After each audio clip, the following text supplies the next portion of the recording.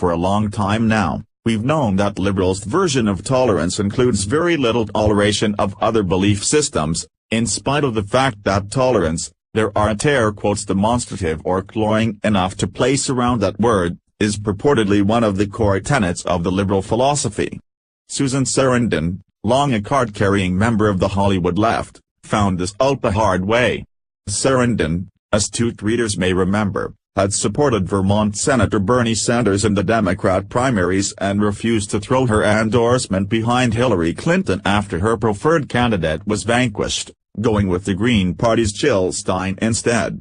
Instead of tolerating her beliefs, Sarandon said in an interview with the left-leaning London Guardian this past weekend, liberals absolutely hate her for it.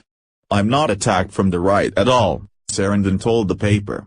Trending, 10-year-old girl opens alligator mouth to free leg, keep from being swallowed. Instead, The Guardian's Emma Brox wrote, she is accused of not checking her white privilege, of throwing away her vote on a third-party candidate, the independent Jill Stein, during the U.S. presidential election, and of recklessly espousing a political cause that let Trump in through the back door.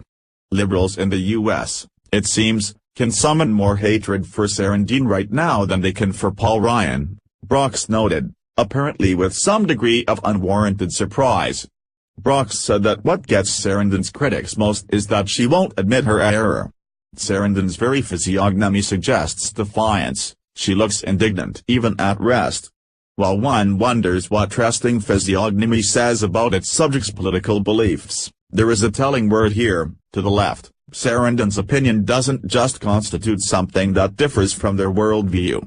It's an error.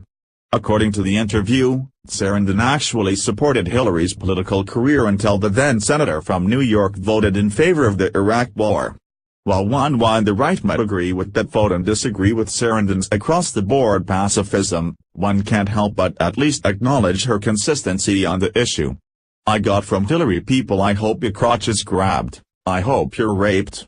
Misogynistic attacks. "Recently, I said I stand with dreamers and that started another wave." She was then asked if it came from the right. "No, from the left." "How dare you? You who are responsible for this?" Sarandon said. Related, a year after Hillary defines threat to democracy, she falls for her own trap. Told that feminist Katha Pollitt called her an idiot, Sarandon responded with, "I'm flattered. That's why we're going to lose again if we depend on the DNC. Because the amount of denial. I mean, it's very flattering to think that I, on my own, cost the election. That my little voice was the deciding factor." She was then asked if she had said Clinton was more dangerous than Trump. "Not exactly, but I don't mind that quote," Sarandon responded. "I did think she was very, very dangerous. We would still be fracking, we would be at war, if she was president. It wouldn't be much smoother. Look what happened under Obama that we didn't notice."